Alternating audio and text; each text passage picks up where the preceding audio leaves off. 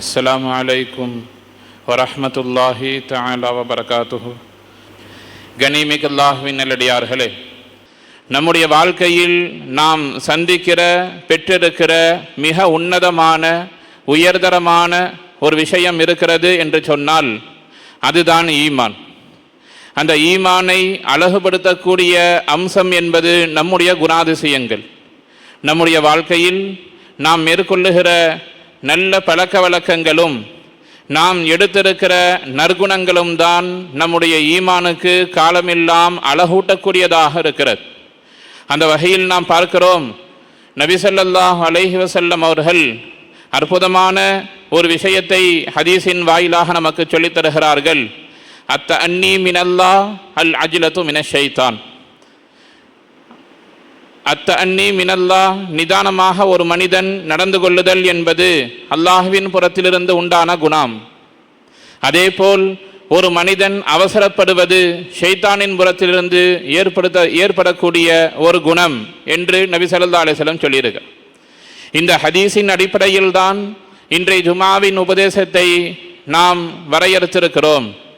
நம்முடைய வாழ்க்கையில் அவசரம் எந்த அளவில் இருக்கிறது, அதனால் ஏற்படக்கூடிய விளைவுகள் என்ன, பாதிப்புகள் என்ன, எங்கெங்கெல்லாம் அவசரத்தின் காரணமாய் நாம் பாதிக்கப்பட்டு கொண்டிருக்கிறோம், இது சார்ந்து இஸ்லாம் சொல்லக்கூடிய நல்ல தீர்வு என்ன என்பதைத்தான் இந்த ஜுமாவின் வாயிலாக நாம் பேச இருக்கிறோம்.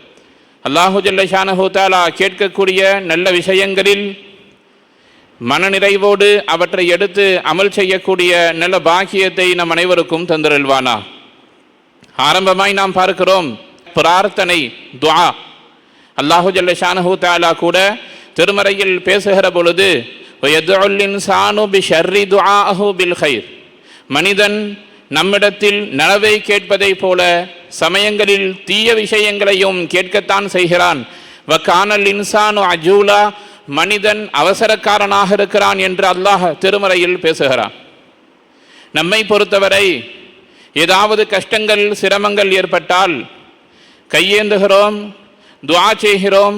நம்முடைய மனோநிலை எப்படி ஆகிவிட்டதுன்னு சொன்னால் அந்த துஆ உடனடியாக கபூலாக வேண்டும். நம்மில் யாராவது உறவினர்களுக்கு உடல்நிலை சரியில்லை என்றால் நாம் துஆவிற்காக வேண்டி கையை உயர்த்தினால் அவர்கள் உடனே சரியாகி வெளியே வந்துவிட வேண்டும் என்கிற எதிர்பார்ப்பு நமக்கு மத்தியில் பரவலாக இருப்பதை நாம் பார்க்கிறோம். துஆவை பொறுத்தவரை அவசரம் என்பது கூடாது, நிதானம் நிச்சயமாக தேவை. துஆவில் எந்த அளவிற்கு நாம் அவசரப்படுகிறோம் என்பதை பார்க்கிற பொழுது பல்வேறு சமயங்களில் அந்த துஆ கபூலாகுவதற்கு நேரம் எடுத்துக்கொள்ளுகிற பொழுது நாம் தீமையை கேட்க ஆரம்பித்து விடுகிறோம் என்பதைத்தான் அல்லாஹ் இந்த வசனத்தில் நமக்கு சொல்லித் தருகிறான். பிஷர்ரி துஆஹு பில் கைர், சமயங்களில் நலவை கேட்பதை போல் அல்லாஹ்விடத்தில் மனிதர்கள் தீமையையும் கேட்டுக்கொண்டிருக்கிறார்கள். துஆவில் அவ்வளவு அவசரம் நமக்கு மத்தியில் இருக்கிறது, எதிர்பார்ப்பு இருக்கிறது. நம்முடைய துஆக்கள் பொய்யாகி போகிற பொழுது, நடக்காமல் போகிற பொழுது மக்கள் அவர்கள் பேசக்கூடிய ஒரு சில வார்த்தையின் காரணமாக ஈமானை கூட சமயங்களில் இழந்து விடுகிறார். நபி ஸல்லல்லாஹு அலைஹி வஸல்லம் அவருடைய காலகட்டத்தில் ஒரு கூட்டம் ரசூலுல்லாஹை சந்திக்க வருகிறது. ஹிஜ்ரி 8. அப்துல் கைஸ் என்று பெயர் அந்த கூட்டத்தார்களுக்கு அப்துல் கைஸ் என்று பெயர். அந்த கூட்டம் ஒரு 10-30 பேர் 50 பேர் ஒன்றாக வருகிறார்கள், ரசூலுல்லாஹை சந்திக்கிறார்கள். எப்படி வந்தாங்க என்பதை ஹதீசுகளில் பதிவு செய்கிற பொழுது அந்த அப்துல் கைஸ் என்கிற கூட்டத்தில் வந்த எல்லா மக்களுமே வந்தவுடன் ஆடைகளை சரியாக சுத்தம் செய்யாமல், உடைகளை மாற்றிக்கொள்ளாமல் அவசரமாக நபியை சந்திப்பதற்காக வேண்டி செல்கிறார். அந்த கூட்டத்தில் ஒருவர் மட்டும் நபி ஸல்லல்லாஹு அலைஹி வஸல்லம் அவர்களை பார்ப்பதற்கு அவசரப்படவில்லை, நிதானமாக இருக்கிறார். அவர் நிதானமாய் தன்னுடைய வாகனங்களை கட்டுகிறார், உடையை மாற்றுகிறார், குளிக்கிறார், புத்தாடையை உடுத்துகிறார். எல்லா மக்களும் சந்தித்து சென்றதற்கு பின்னால் அந்த கூட்டத்திலிருந்து ஒருவர் மட்டும் கடைசியாக வந்து நபி ஸல்லல்லாஹு அலைஹி வஸல்லம் அவர்களை பார்க்கிறார். ரசூலுல்லாஹி ஸல்லல்லாஹு அலைஹி வஸல்லம் சந்தோஷப்பட்டு அவரை வாழ்த்துகிறார்கள். இன்ன ஃபீக்கும் ஹஸ்லத்தைன், உங்களிடத்தில் 2 குணங்கள் இருக்கிறது. அந்த 2 குணத்தை அல்லாஹும் அல்லாஹுடைய ரசூலும் பிரியப்படுகிறார்கள் என்று சொன்னார். என்ன 2 குணம்? ரசூலுல்லாஹி ஸல்லல்லாஹு அலைஹி வஸல்லம் சொல்றாங்க, அதுதான் சகிப்புத்தன்மையும் நிதானமும். இந்த இரண்டு குணத்தையும் அல்லாஹ்வும் அல்லாஹுடைய ரசூலும் உங்களிடத்தில் நேசிக்கிறார்கள் என்று நபி ஸல்லல்லாஹு அலைஹி வஸல்லம் அவர்கள் அந்த மனிதரை பாராட்டினார்கள். ஹதீஸுகளில் பதிவு செய்யப்பட்ட செய்தி. மனிதன் ஏற்கனவே நாம் சொன்னதை போல் துஆக்களில் பிரார்த்தனைகளில் அவசரப்படுவதை போல நல்ல காரியங்களிலும் அவசரப்படுகிறார்கள். எனவேதான் ஹஜ்ஜிலேயும் உம்ராவிலேயும் மக்கள் மதீனாவிற்கு செல்லுகிற பொழுது அவர்களுக்கு காட்டி தரக்கூடிய வழிமுறை என்னன்னு சொன்னா, மதீனாவிற்கு வந்தவுடன் நேரடியாக ரவுலாவிற்கு சென்று ஜியாரத் செய்யக்கூடாது. மாறாக அறைகளுக்கு வந்து குளித்து புத்தாடைகள் உடுத்தி நிதானமாய் சென்று நபியை சந்திக்க வேண்டும் என்று சமகாலத்தில் உம்ராவுடைய நேரங்களில் ஹாஜிமார்களுக்கு போதிக்கப்படுவதை நாம் பார்க்கிறோம். துஆவில் அவசரப்படுவதை போல இன்னும் பெரும் இபாதத்தான தொழுகையிலும் நாம் அவசரத்தை கையாண்டு கொண்டிருக்கிறோம். தொழுகை மிக அவசரமான ஒரு தொழுகையாக நமக்கு மத்தியில் மாறியிருக்கிறது.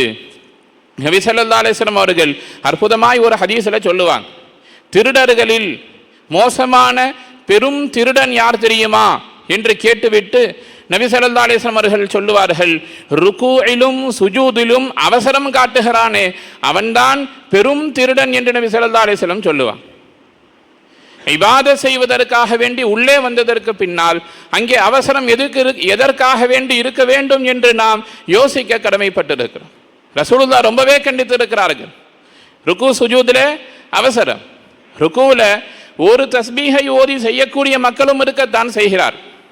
ருக்குவுக்கு போகிறாங்க, சென்று அங்கே இஸ்திகாமத் ஒரு நிமிடமாவது நிலையாக நிற்க வேண்டும். நேராக உள்ள வர்றோன்னு சொல்லி சொன்னால் ஒரு செஞ்சிரு பின்னால் வருகிற பொழுது வந்து அவர்களுடைய பாதம் அங்கே நிற்பதற்கு முன்னால் தக்பீர் கட்டப்படுகிறது.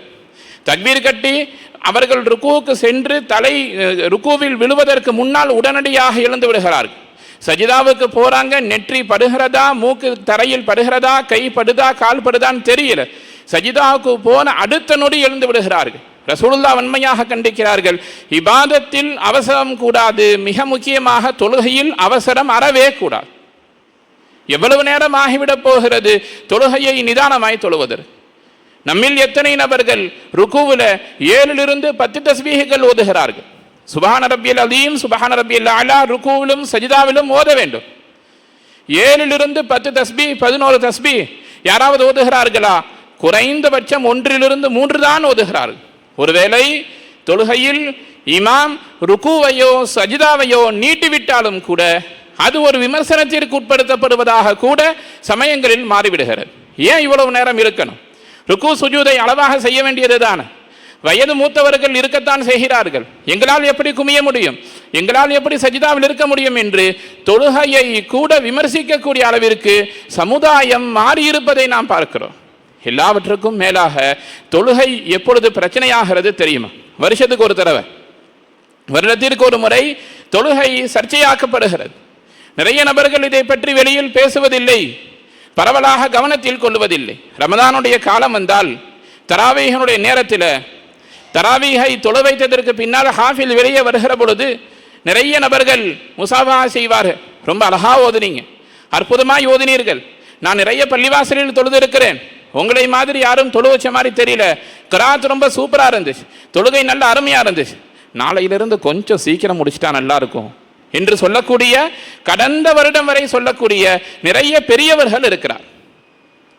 கொஞ்சம் சீக்கிரம் தொழுக வையுங்கள், வீட்டுக்கு போகணும். என்ன அவசரம் வேண்டி கிடக்கிறது? தொழுகையில் வந்திருப்பது இபாதத்திற்கு, படைக்கப்பட்டது இபாதத்திற்கு.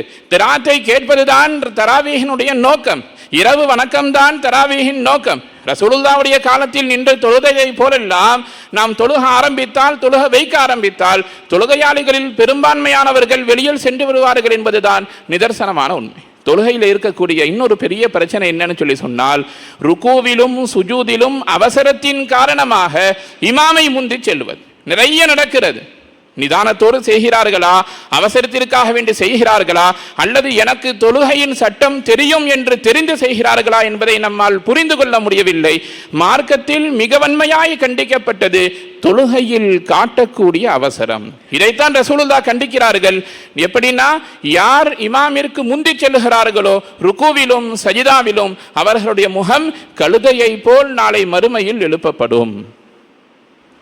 ரொம்ப ஆபத்தான விஷயம். இது எப்படி இருக்கிறதுன்னு சொன்னா, ரயிலுக்குள்ளே வேகமாக ஓடுவதை போல. ரயிலுக்குள்ள ஓடனா என்ன ஆகும்?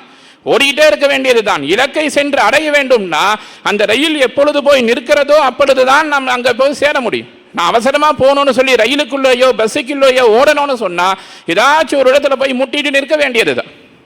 அதே போல்தான் இமாமை பின்பற்றி தொழுகக்கூடிய ஒரு தொழுகை. இமாம் எப்பொழுது சலாம் கொடுக்கிறாரோ அப்பொழுதுதான் கொடுக்க முடியும். அதுவரை நீங்கள் எவ்வளவுதான் அவசரப்பட்டாலும் தொழுகை பாத்திலாகமே தவிர இபாதத் பரிபூரணம் அடையாது. ரசூலுல்லாஹி ஸல்லல்லாஹு அலைஹி வஸல்லம் சொல்றாங்க, திருடர்களில் ஆக பெரும் திருடன் யாருன்னு சொன்னா ருக்குவிலும் சஜிதாவிலும் அவசரப்படுபவன். எனவேதான் அவசரம் இபாதத்தில் அறவே கூடாது என்று ஹஜ்ரத் ரசூலுல்லாஹி ஸல்லல்லாஹு அலைஹி வஸல்லம் அவர்கள் சொல்லியிருக்கிறார்கள். அல்லாஹு ஜல்ல ஷானஹு தஆலாவும் குர்ஆன்ல நிறைய இடங்களில் சொல்லி தந்திருக்கிறார். ஒரு சஹாபி ரசூலுல்லாஹ்வுடைய காலகட்டத்தில் நபி ஸல்லல்லாஹு அலைஹி வஸல்லம் பள்ளியில் அமர்ந்திருக்க வேகமாக வருவார், அவசர அவசரமாக வருவார், தக்பீர் கட்டுவார், ருக்கு செய்வார், சஜ்தா செய்வார், சலாம் கொடுப்பார், வெளியே போவார். ரசூலுல்லாஹ் கூப்பிடுவாங்க, இங்கே வாங்க. வந்தவரை அமர வைத்து ரசூலுல்லாஹ் சொல்லுவாங்க, கும் ஃபஸல்லி ஃபஇன்னக லம் துஸல்லி, எழுந்திரியுங்கள், மீண்டும் தக்பீர் கட்டுங்கள், நீங்கள் தொழுகவில்லை, உங்களுடைய தொழுகை பரிபூரணம் அடையவில்லைன்னு சொல்லுவாங்க. சஹாபி மீண்டும் அவசரமாய் தொழுவார், மீண்டும் ரசூலுல்லாஹ் திரும்ப அனுப்புவார், மீண்டும் தொழுவார், மீண்டும் அனுப்புவார்கள். கடைசியில் நிதானமாக தொழுங்கள் என்று நிதானமாய் அந்த மனிதரை தொழ வைப்பார். இதே போல துஆவில் அவசரம், தொழுகையில் அவசரம், இபாதத்தில் அவசரம், மார்க்கத்தை பேசுவதில் அவசரம். அடுத்து பார்க்கிறோம், இந்த சமுதாயம் எங்கெங்கெல்லாம் அவசரப்படுகிறது, மார்க்கத்தை பேசுவதில் அவசரம். மார்க்கத்திலே சட்டத்திட்டங்கள் மிக நுட்பமான ஒரு விஷயம். நாம் கேட்டதையெல்லாம் அமல் செய்து விடவும் முடியாது. ஹதீஸ் என்கிற பெயரில் நமக்கு முன்னால் இருக்கக்கூடிய எல்லா விஷயங்களையும் எடுத்து எல்லா இடத்திலும் அமலுக்கு கொண்டு வந்து விடவும் முடியாது. ஒரு ஹதீஸின் கருத்தை நபி ஸல்லல்லாஹு அலைஹி வஸல்லம் வேறு ஒரு ஹதீஸின் மூலம் நிறுத்தி இருப்பார். மொபைல் போனில் வரக்கூடிய அந்த பயான் வீடியோக்களை பார்த்து அங்கே அதை சொன்னார்கள், இங்கே இதை சொன்னார்கள் என்று நாமாய் சமுதாயத்தில் ஒரு விதத்தில் மார்க்கத்தை புரிந்து கொண்டு மக்களுக்கு எடுத்து சொல்ல ஆரம்பிக்கிறோம். எப்படி? தான் கெடுவது மட்டுமல்லாமல், தான் தவறான வழியை பின்பற்றுவது மட்டுமல்லாமல், மக்களுக்கும் அதை போதிக்கக்கூடிய இடத்திற்கு சமுதாயத்தில் மக்கள் பெரும்பான்மையானவர்கள் நகர்ந்து கொண்டிருக்கிறார். எனக்கு தெரியும், ஹதீஸ் தெரியும், குர்ஆன் தெரியும், தர்ஜுமாவை பார்த்து ஓதுவதெல்லாம் விளங்குவதெல்லாம் சட்டத்திற்கு ஒப்பாகாது. குர்ஆனை விளங்கலாமே தவிர குர்ஆனை உள்ளபடி அமல் செய்ய வேண்டும் என்றால் அதற்கான முழுமையான ஞானம் என்பது ஒரு மனிதனுக்கு வேண்டும். மார்க்கத்தை பேசுவதில் இந்த சமுதாயம் மிகவும் அவசரப்படுகிறது. தவறு என்று ஒரு விஷயத்தை நாம் விளங்கிக் கொண்டோம்னு சொன்னா அதை மார்க்கம் எந்த தரத்தில் வைத்திருக்கிறது என்பதை நாம் கவனிக்க வேண்டும். தொழுகையை விடுவது பாவம், ஹராம். அதற்காக ஒருவன் தொழுகையை விட்டான் என்கிற ஒரே காரணத்தால் அவன் மார்க்கத்தை விட்டு வெளியேறிவிட்டான் என்று நம்மால் சொல்லிவிட முடியாது. ஒரு சில விஷயங்கள் தவறென்றால் அதை தவறென்று சொல்ல வேண்டும். நாம ஒரு முடிவுக்கு வந்து விடுகிறோம், எது ஹலால் எது ஹராம் என்று. அவசரப்பட்டு எங்கேயோ கேட்ட விஷயங்களை மனதில் வைத்துக் கொண்டு நாம் என்ன செய்யறோம்னா, இது ஹலாலுங்க, இது கூட, இது ஹராம், கண்டிப்பா கூடாது, பச்சை ஹராம்னு சொல்லுவான். ஹராம் கூடாதுன்னு ரொம்ப ரொம்ப கண்டிக்க வேண்டிய மிகவும் கவனத்தில் கொள்ள வேண்டிய ஒரு விஷயம். மார்க்கத்தை பேசுவதில் நிதானம் மிக மிக அவசியம். முழுமையான கல்வி அறிவில்லாமல், முழுமையான சாதக பாதகத்தை விளங்கிக் கொள்ளாமல் ஒருபோதும் மார்க்கத்தின் விஷயத்திலே சட்டம் சொல்லிவிடக் கூடாது. சஹாபாக்களிலே பெரும்பான்மையானவர்கள் இந்த நிலைப்பாட்டில் இருந்திருக்கிறார்கள். கேட்டால் தெரியாது என்று சொல்பவன் தான், தெரியாத விஷயத்தை தெரியாது என்று சொல்பவன் தான் உண்மையான அறிஞன் என்று இமாம்களில் பலரும் கருத்து தெரிவித்திருக்க. லாதிரீனி சொல்லில், எனக்கு ஒரு விஷயம் தெரியாது என்றால் அதை தெரியாது கேட்டு சொல்லுகிறேன் என்று ஒருவர் சொன்னால் அதுதான் பரிபூர்ணமான அறிவு. இப்னு மஸ்ஊத் ரலியல்லாஹு தஆலா அன்ஹு அவர்கள், ஒரு சட்டம் கேட்கப்படுகிறது, எங்களுடைய குடும்பத்தில் ஒரு திருமணம் நடந்தது. இப்னு மஸ்ஊத் ரலியல்லாஹு அன்ஹு கேட்கிறாங்க, ஒரு உயர்தரமான ஒரு சஹாபி, மார்க்கத்தை பேசக்கூடிய முஃபக்கிஹான ஃபிக்ஹ் தெரிந்த ஒரு சஹாபி. ஒரு சட்டம் வருகிறது, கணவன் மனைவி திருமணம் செய்து கொண்டார்கள். திருமணம் செய்து அவர்கள் இருவரும் ஒன்று சேர்வதற்கு முன்பதாகவே கணவர் இறந்து விட்டார். அதே நேரத்தில் மஹர் எவ்வளவு என்பதை இருவரும் முடிவு செய்யவில்லை. மஹர் பேசப்படவில்லை, திருமணம் நடந்துவிட்டது. நடந்த அடுத்த நிமிடம் அவர் வஃபாத்தும் ஆகிவிட்டார். சட்டம் என்ன? முதல் கேள்வி, அவங்களுக்கு மஹர் கொடுக்கப்பட வேண்டுமா? இரண்டாவது, அந்த பெண்மணி இத்தா இருக்க வேண்டுமா? மூன்றாவது, கணவனுடைய சொத்தில் அந்த பெண்மணிக்கு பங்கு கிடைக்குமா? இப்னு மஸ்ஊத் ரலியல்லாஹு, நான் எனக்கு தெரியவில்லை, நான் விசாரித்து பார்த்து யோசித்து சொல்லுகிறேன் என்று 1 மாதம் தவணை எடுத்துக்கொண்டார். 1 நாள் இல்லை, 2 நாள் இல்லை, 1 மாதம் யோசித்தார்கள், 1 மாதம் ஆய்வு செய்தார்கள். கடைசியாக வந்து சொன்னாங்க, ஆம், அந்த பெண்மணிக்கு மஹர் கொடுக்க வேண்டும். மஹர் பேசப்படாவிட்டாலும் கூட அந்த அக்து நிக்காஹ் என்பது நிறைவேறிவிட்டது, மஹர் மிஸ்லு கொடுக்க வேண்டும். அதாவது நடுநிலையான ஒரு மஹர், குடும்பத்தின் அடிப்படையில், வயதின் அடிப்படையில் நடுநிலையான ஒரு மஹர் அந்த கணவனின் தரப்பிலிருந்து கொடுக்கப்பட வேண்டும். அவர் இறந்திருந்தாலும் குடும்பத்தார்கள் கொடுக்கணும். இரண்டாவது, அந்த பெண்மணி இத்தா இருக்க வேண்டும். மூன்றாவது, அந்த பெண்மணிக்கு கணவருடைய சொத்திலிருந்து பாகமும் கிடைக்கும். எப்பொழுது? கணவன் சேராமல் அந்த கணவன் வஃபாத் ஆகிற பொழுது. இப்னு மஸ்ஊத் ரலியல்லாஹு சொல்லிட்டு சொல்லுவாங்க, இதை நான் 1 மாதத்திற்கு மேலாக ஆய்வு செய்து சொல்லியிருக்கிறேன். இந்த முடிவு சரியானதாக இருந்தால் அல்லாஹ்வின் புறத்திலிருந்து இந்த முடிவு எனக்கு தரப்பட்டிருக்கிறது, பொருந்திக் கொள்ளுங்கள். ஒருவேளை இந்த முடிவில் ஏதாவது தவறு ஏற்பட்டிருந்தால் அது ஷைத்தானின் புறத்திலிருந்து உண்டானது என்று அவர்கள் சஹாபாக்களாக இருந்தும் கூட ஒரு விஷயத்தை சரியான முறையில் ஆய்வு செய்து சொன்னார்கள். சபையிலிருந்த ஒரு சஹாபி எழுந்து சொல்லுவார். சஹாபி மஅக்கல் இப்னு சினான் ரலியல்லாஹு தஆலா அன்ஹு எழுந்து சொல்லுவார்கள், நான் என்னுடைய குடும்பத்தில் இது போல ஒரு பிரச்சனை ஏற்பட்ட பொழுது நபி ஸல்லல்லாஹு அலைஹி வஸல்லம் முடிவை கேட்டேன். நீங்கள் எதை ஃபத்வாவாக சொன்னீர்களோ அதைத்தான் ரசூலுல்லாஹி ஸல்லல்லாஹு அலைஹி வஸல்லம் அவர்களும் சொன்னார்கள். நீங்கள் தப்பா சொல்லலன்னு சொல்லி இப்னு மஸ்ஊத் ரலியல்லாஹுவுக்கு மஅக்கல் இப்னு சினான் அவர்கள் சொன்னார்கள். ஹதீஸ்களில் பதிவு செய்யப்பட்ட செய்தி. ஆக மார்க்கம் பேசக்கூடிய விஷயத்தில் இந்த சமுதாயம் நிதானமாக இருக்க வேண்டும். ஒருபோதும் அவசரம் கூடாது. சஹாபாக்கள் அவசரப்பட்டார்கள், ரசூலுல்லாஹுடைய கடுமையான கண்டிப்புக்கு ஆளானார்கள். போர்க்களத்திற்காக வேண்டி செல்லக்கூடிய நேரத்தில் தலையில் அடிபட்டு ஒரு சஹாபி இருப்பார். நாம் அதிகமாக கேள்விப்பட்டிருப்போம், தலையில் அடிபட்டு இருக்கும், குளிப்பு கடமையாக இருக்கும், குளிக்க வேண்டுமா என்று சஹாபாக்களிடத்தில் கேட்ட பொழுது ஆம், குளித்துத்தான் ஆக வேண்டும் என்று சொல்லுவார்கள். அவர் குளிப்பார், தண்ணீர் உள்ளே இறங்கிவிடும், காயம் அதிகமாகும், வஃபாத் ஆகிவிடுவார். செய்தி ரசூலுல்லாஹி ஸல்லல்லாஹு அலைஹி வஸல்லம் வந்த பொழுது, கதலு, அவரை நீங்கள் கொன்று விட்டீர்கள், காதலஹுமுல்லாஹ், அல்லாஹ் உங்களை கொல்லுவானாக என்று ரசூலுல்லாஹ் ரொம்ப கடுமையாக சபித்தார். தெரியாவிட்டால் கேட்க வேண்டியது தானே, நீங்கள் ஏன் ஒரு விஷயத்தில் முடிவுக்கு வருகிறீர்கள் என்று நபி ஸல்லல்லாஹு அலைஹி வஸல்லம் சஹாபாக்களை கண்டித்தார்கள். குளிப்பு கடமையான நிலையில் உதிர் இருந்தால், தங்கடம் இருந்தால் நீங்கள் தயமம் செய்து கொள்ளலாம், சட்டம் இருக்கிறது. ஏன் தெரியாமல் சொன்னீர்கள், அவரை நீங்கள் கொன்றுவிட்டீர்கள் என்று நபி ஸல்லல்லாஹு அலைஹி வஸல்லம் அவர்களை கண்டித்தார்கள். சஹாபாக்களை கண்டித்து இருக்கிறார்.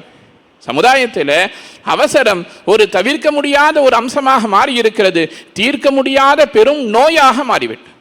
எல்லாவற்றிலும் அவசரம். உணவு, துரித உணவு, ஃபாஸ்ட் ஃபுட், பேரே என்ன, ஃபாஸ்ட் ஃபுட் சாப்பிடுகிறார்கள், அதன் காரணமாக நிறைய வியாதி. ஒரு வாகனம் சந்தைப்படுத்தப்படுகிறது என்று சொன்னால் 6 நொடியில் 100 கிலோமீட்டர் வேகத்தை தாண்டும் என்று விளம்பரப்படுத்துகிறார்கள். வேகமாக செல்லக்கூடிய வாகனம் எது, அதைத்தான் தேர்ந்தெடுத்து வாங்குகிறோம். விரைவாக தயாராகக்கூடிய உணவு எது, தேர்ந்தெடுத்து சாப்பிடுகிறோம்.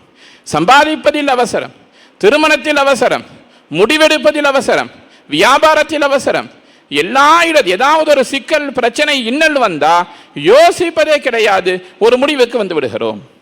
நபி ஸல்லல்லாஹு அலைஹி வஸல்லம் அவர்கள் நிதானமாய் இருப்பது ஒரு பெரும் தலைமை பண்பாக நமக்கு சொல்லி இருக்கிறார்.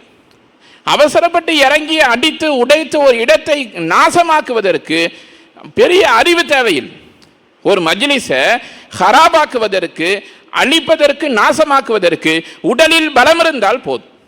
உடலில் பலம் இருந்தால் போதும், யாரை வேணால் அடிச்சு நாசமாக்கிடலாம். ஆனால் ஒரு சமுதாயத்தை சரியான முறையில் கட்டி எழுப்புவதற்கும் அரவணைத்து கொண்டு செல்லுவதற்கும் தலைமை பண்பும் நிதானமும் மிக முக்கியமான ஒரு விஷயம். நபி ஸல்லல்லாஹு அலைஹி வஸல்லம் அவர்கள் வாழ்க்கையெல்லாம் பயணப்பட்ட தன்னோடு வைத்திருந்த பண்புகளில் மிக முக்கியமான விஷயம் நிதானம்.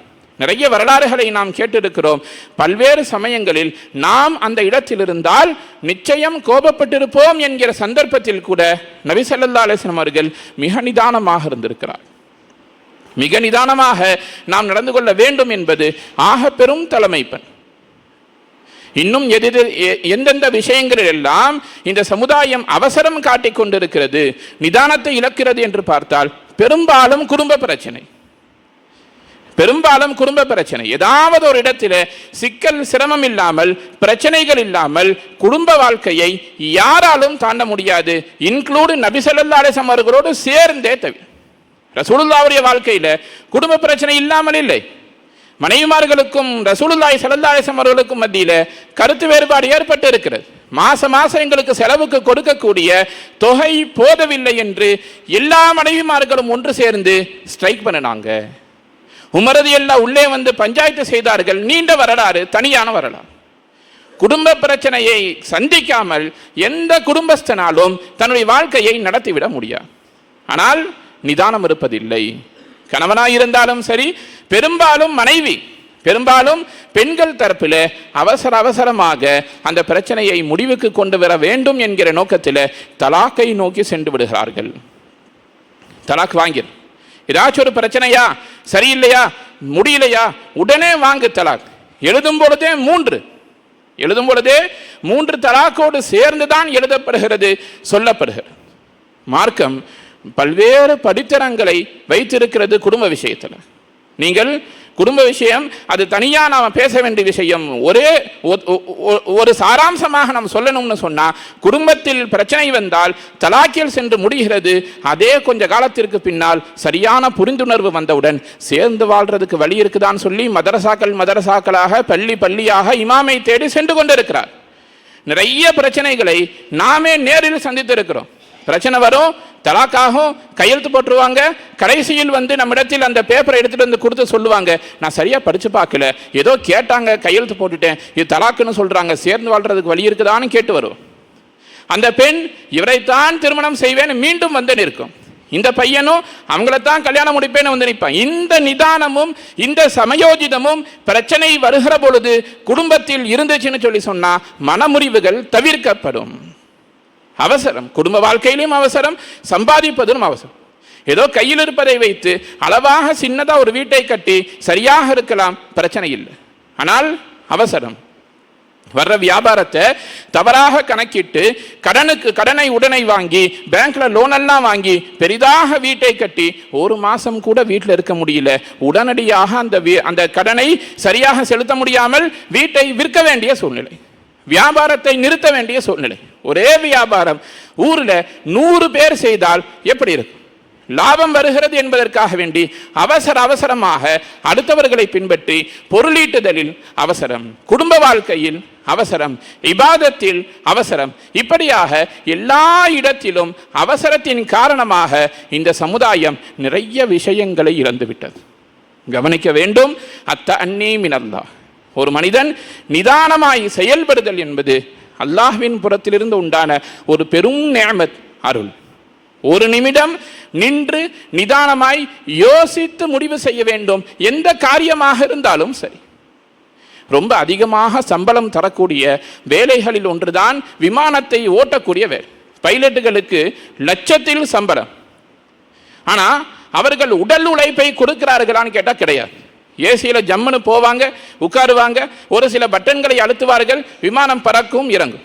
தானாவே பறக்கும், ஆட்டோ பைலட் தான், தானா பறக்கும், தானா போகும், தானா இறங்கும். 7 லட்சத்தில் சம்பளம்னா ஏதாவது ஒரு சமயத்தில் இயந்திர கோளாறு ஏற்பட்டால் சமயோஜிதமாக முடிவை எடுத்து அந்த விமானி அத்தனை பயணிகளையும் எப்படி பாதுகாக்கிறார் என்பதற்காக வேண்டித்தான் அவருக்கு அத்தனை பெரும் சம்பளம்.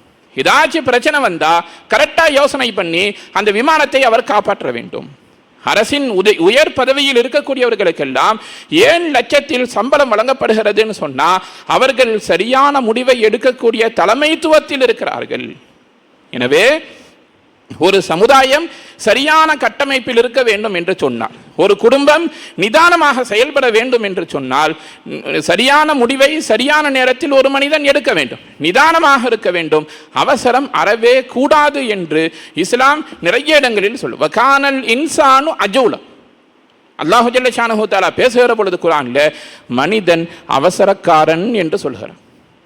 அவசரம் இருக்கத்தான் செய்யும். நாம் என்ன செய்யணும்? கொஞ்சம் நிதானமாக யோசிக்க வேண்டும். எல்லா நபர்களும் சொல்லுகிறார்கள் என்பதற்காக வேண்டி அவசரமாய் ஒரு முடிவில் சென்று ஒரு மனிதன் ஒரு வியாபாரத்தை தேர்ந்தெடுத்து விடக்கூடாது. ஒரு மனிதரின் மேல் தவறான பழியை சுமத்தி விடக்கூடாது. மனைவியை அவசரப்பட்டு கண்டித்து விடக்கூடாது. குழந்தைகளை ஏசிவிடக்கூடாது, பேசிவிடக்கூடாது. எல்லா இடத்திலும் நிதானம் தேவை. ஏற்கனவே சொன்னதை போல ஒரு விஷயத்தை பாழாக்குவதற்கும், ஒரு கட்டிடத்தை இடிப்பதற்கும், ஒரு சமுதாயத்தை நாசமாக்குவதற்கும் உடல் பலமும் சரியில்லாத ஒரு முடிவும் இருந்தால் போதும். ஆனால் ஒரு சமுதாயத்தை அரவணைப்பதற்கு, கட்டமைப்பதற்கு, நாம் நல்ல முறையில் வாழுவதற்கு தலைமை பண்பும் நிதானமும் மிக முக்கியமான விஷயம். எனவேதான் நபி ஸல்லல்லாஹு அலைஹி வஸல்லம் அவர்கள் சொல்றாங்க, அத்த அன்னி மினல்லாஹ். நிதானம் என்பது அல்லாஹ்வின் புறத்தில் இருந்து உண்டானது. எனவே வாழ்க்கையின் எல்லா இடத்திலும் நிதானமாய் நடந்து கொள்ள வேண்டும். சரியான முடிவை சரியான நேரத்தில் எடுக்க வேண்டும். ஒருபோதும் அவசரத்தோடு எந்த விஷயத்தையும் நாம் அணுகிவிடக் கூடாது. அப்படி அணுகுகிற சமயத்திலே அது நிச்சயம் நமக்கு ஏதாவது ஒரு விதத்தில் பின்னடைவைத்தான் ஏற்படுத்தும் என்பதை ஜுமாவின் வாயிலாக அழுத்தமான ஒரு உபதேசமாய் உங்களுக்கு மத்தியில் கொண்டு சேர்க்கிறேன். அல்லாஹு ஜல்ல ஷானஹு தஆலா கேட்ட நல்ல விஷயங்களிலிருந்து நல்லவற்றை கொண்டு அமல் செய்யக்கூடிய நல்லதொரு தௌஃபீக்கை நம் அனைவருக்கும் தந்து நல்லருள் புரிவானாக. வாஹிரு தாவானா அனில் அல்ஹம்துலில்லாஹி ரப்பில் ஆலமீன்.